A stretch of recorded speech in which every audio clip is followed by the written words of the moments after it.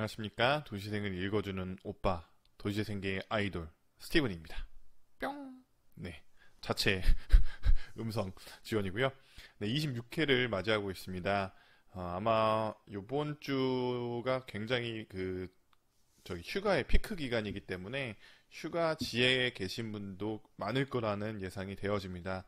휴가지에서는 도시재생을 읽어주는 오빠와 함께 하시면 더욱더 유쾌하고 상쾌한 휴가를 보낼 수 있지 않을까라는 생각이 듭니다. 혹시나 지금 일을 하고 계신 분들도 열정 넘치고 그다음에 힘을 주는 도시재생 오빠와 함께 한다면 굉장히 좋지 않을까 생각이 듭니다. 결국은 도시재생을 읽어주는 오빠를 보시라, 이런 뜻이겠죠. 오늘 여러분들께 읽어드릴 소식은 총 5가지 소식이고요. 첫 번째는 사실은 인트로인데요. 어제 바로 이제 청와대 김수현 사회수석님께서 천안역 도시재생 지역에 방문해 주셨습니다. 오후 2시 정도에 방문하셔서 5시까지 좀 긴 시간 동안에 주민들의 이야기들, 그다음에 관계, 코레이라던가 LH, 천안시 다양한 이야기들을 좀 여유로운 시간을 가지고선 도시재생에 대한 전반적인 이야기들, 물론 천안 도시재생에 관한 얘기도 있었지만 저도 또 감사하게 그 자리에 참여해서 이야기를 나눌 수 있는 기회를 얻었는데, 그 자리에서 저는 좀 정책적인 것들을 많이 좀 제안해드리려고 노력했습니다. 그래서 실질적으로 오늘 읽어주는 소식에 그런 제 생각이나 정책 제안은 어떤 것들을 했는지 여러분들께 공유해드리도록 하겠습니다. 그 전에 간단하게 어떻게 왔다 가셨는지에 대한 영상을 한 30초가량 여러분들께 공유해드리고 다음 소식 읽어드리도록 하겠습니다. 자, 영상 보고 오겠습니다. 뾰로롱!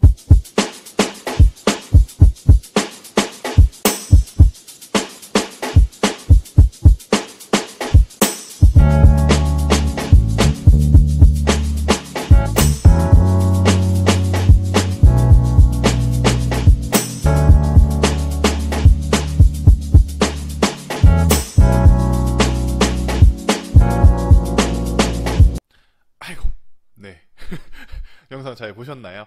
네, 간단하게 제가 이렇게 어떻게 누가 오셨고 이야기는 안 담겼지만 이렇게 스케치 영상 여러분들께 공유해 드리고 있습니다. 오늘 여러분들께 첫 번째로 읽어드릴 소식은요, 안동시 소식입니다. 안동시에서요, 중구동 도시재생 주민공모전 10개 사업을 선정했다고 합니다. 31일 시에 따르면요, 이번 도시재생 주민공모전 본선 발표회는 지난 26일, 27일 양일간 다목적 커뮤니티 센터 3층 경상북도 청년 상업지원센터에서 진행됐으며, 중구동 도시재생을 위한 필요한 사업 아이디어를 주민이 직접 발굴 실행은 물론 도시재생에 대한 이해와 참여도를 높이고 지역 공동체 활성화를 통한 원활한 도시재생 사업을 추진하고자 마련됐다고 합니다. 접수된 팀들 가운데 도시재생 사업과의 관련성, 참신성, 실현 가능성 등의 기준으로 1, 2차 심사를 통해 10개 팀을 선정했다고 합니다. 주민협의체 4개 팀, 일반 주민공모 6개 팀이 선정이 됐다고 하고요. 주민협의회 공모에 선정된 음식의 거리 상인회에선 상권 활성화를 위한 도심 속 노천 카페, 펍 등을 제안했고, 일반 주민 공모로는 이색체험, 옛날 교복, 데이트 등이 눈길을 끌었다고 하네요. 10개의 업체에는 각 300만원의 예산과 사업 컨설팅이 진행될 예정이라고 하고요. 사업 실행 기간은 8월부터 10월까지라고 합니다. 이 사업을 통해서 김태우 도시재생 전략과장은요, 도시재생 사업은 주민들의 적극적인 참여가 꼭 필요하며 이번 주민 공모전을 통해 주민이 중심이 되는 다양한 사업이 마을 안에서 활발히 이루어져 중구동 일대에 재생할 수 있는 원동력이 되길 바란다라고 했습니다. 다양한 의견이 굉장히 나왔으면 좋겠고요. 근데 지금 보니까 물론 어떻게 좀 특징은 있을 것 같은데 지금 좀 비슷한 것 같아요. 이거 음식이 거리 상인에 옛날 교복 같은 경우는 이제 군산이나 인천 이런 지역에서도 굉장히 많이 하고 있어서 조금은 좀 색다르지는 않은데도 불구하고 어쨌든 잘 운영을 하셨으면 하는 개인적 바람입니다. 예산이 이제 300만 원 정도라고 하는데요. 교복을 구매하실 수 있을까요? 많이는 구별을 못할 것 같은데 어쨌든 렌탈을 하시더라도 이 장기간으로 운영돼야 된다는 어떤 부재가 붙을 것 같은데 그런 부분에 대해서 좀 예산을 늘리고 선정팀을 좀 축소시키더라도 좀 실행 집중을 하는 것들이 조금 더 효과가 있지 않을까라는 좀 개인적인 생각을 해봅니다.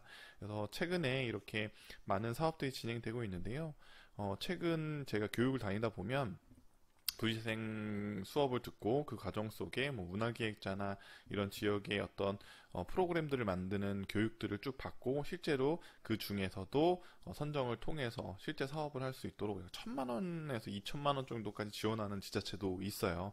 그래서 실제로 이 사업들이 이루어져서 그냥 딱 사업이 끝나는 게 아니라 이게 주민 사업체끼리 또 협업을 이뤄서 뭐 협동조합을 만들던 뭐 사회적 기업을 만들던 해서 실제 주민들의 경제적 이득과 연계될 수 있는 사업들로 발전해 나가는 방향들을 추구하는 것들이 최근에 많이 있고 그쪽으로 방향을 맞추는 것 같아서 그렇게 맞춰야지 실제적으로 이런 게 지속적인 사업이 되지 않을까라는 생각을 해봅니다. 이런 공모전을 통해서 작은 기회들을 주어주는 것도 굉장히 의미 있는 일이기 때문에 이걸 통해서 그 다음 단계의 지원 사업도 안동시가 함께 병행하면 좋겠다라는 의견 드려봅니다.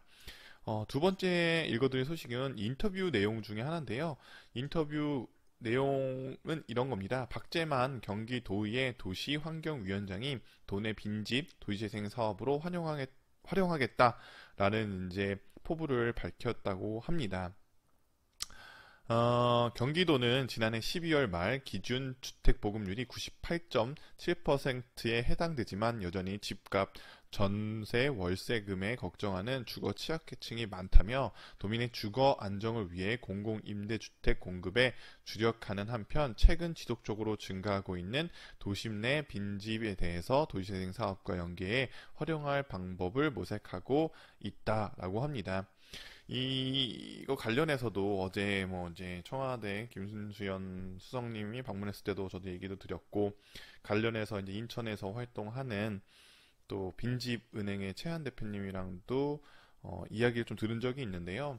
이런 빈집이 그냥 빈집 상태로서 그냥 남겨지는 것 자체가 왜 문제가 되냐면 옆에 주거하고 있는 주변에 주거하고 있는 분들한테 위험의 요소가 될 수 있어요.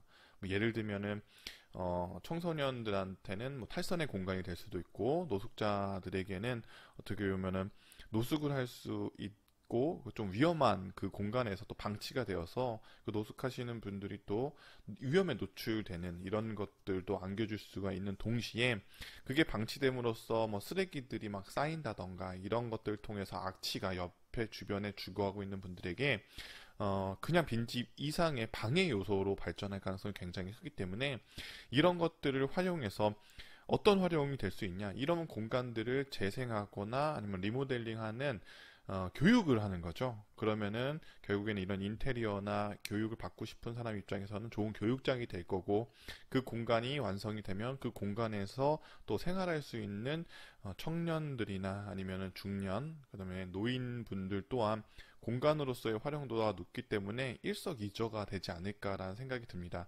거기다 플러스 주변 환경적 요소까지 생각하면 일석삼조이기 때문에 이런 빈집들은 방치하면 개인 소유물이긴 하지만 일부 벌금을 매기는 제도도 좀 필요할 것 같아요. 그래서 그 대신 이런 것들을 좀 뭔가를 지역에다가 제공한다고 하면 실제로 사는 사람, 거주하는 사람들이 일부 비용들을 그 건물주나 하는 사람들에게 공유하거나 아니면 제한하거나 지출할 수 있도록 한다고 하면 서로 상생하고 굉장히 좋지 않을까라는 생각을 해봅니다.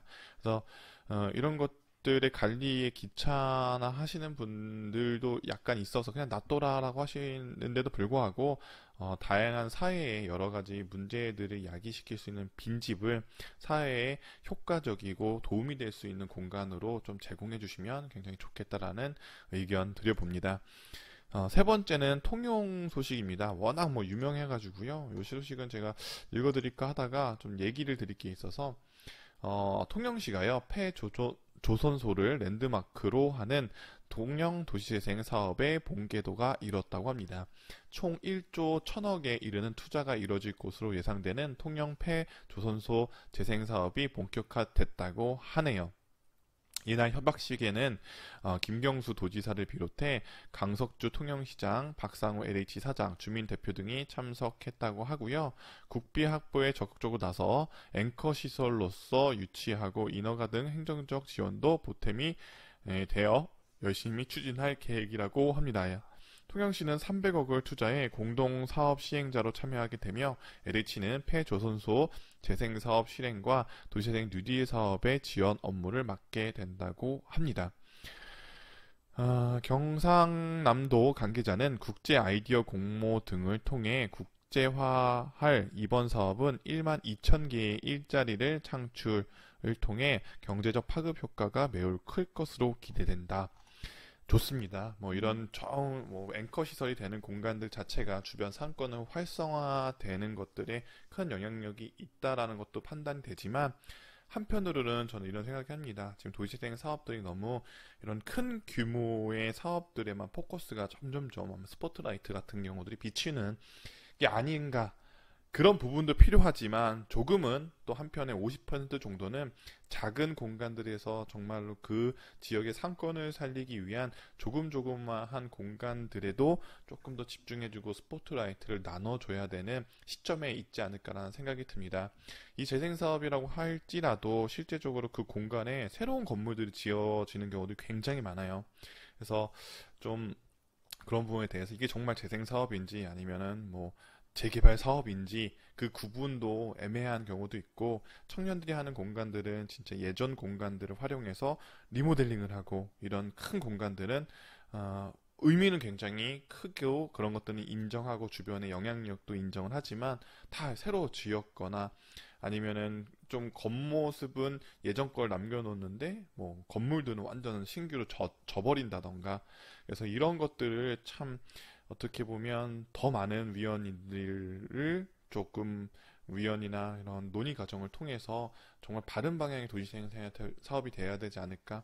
큰 사업도 중요하고 이렇게 공간이 만들어졌을 때 운영 주체가 또 누가 되는 것들이 이 공간이 실질적으로 더 잘 운영되고 유지될 수 있는 거에 키포인트이기 때문에 마중물 사업에도 투자를 해주시지만 이 공간들을 활용하고 이 공간들을 운영할 수 있는 지역에 역량 있는 주민들, 역량 있는 청년들을 양성해내기 위한 그런 교육과정이나 지원 정책도 굉장히 수반되어야 된다는 제안을 드려봅니다.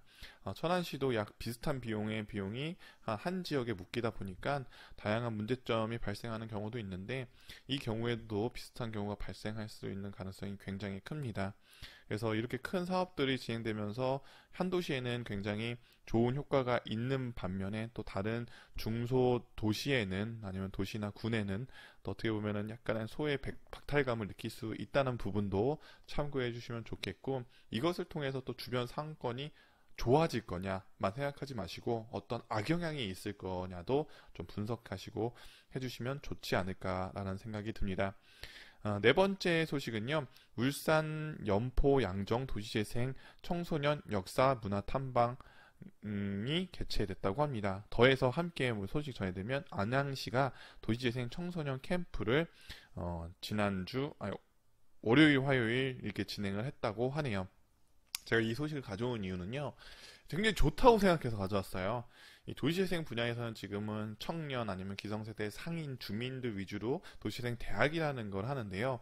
이것은 제가 왜 청소년 교육이 중요하다고 생각하냐면, 일단 이 청소년들은 아직까지 이 지역에서 살아가는 친구들이고, 이 지역에 어떻게 보면 좋은 교육이나 우리 지역의 좋은 정책에 대한 인식을 안고 외지에 나가더라도 다시 컴백할 수 있고 회귀할 수 있는 아주 좋은 인식을 심어주는 가정이라고 생각하기 때문에 그렇습니다.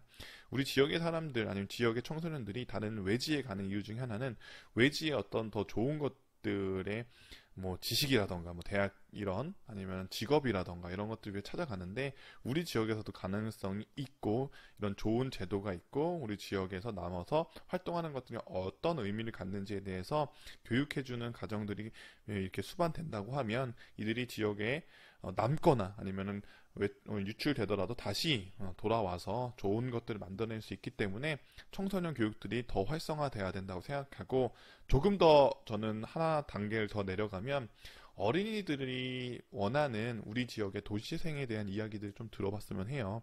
왜 그러냐면 그들이 사실은 동네에서 많이 여러 가지 시설들을 이용할 가능성이 큽니다.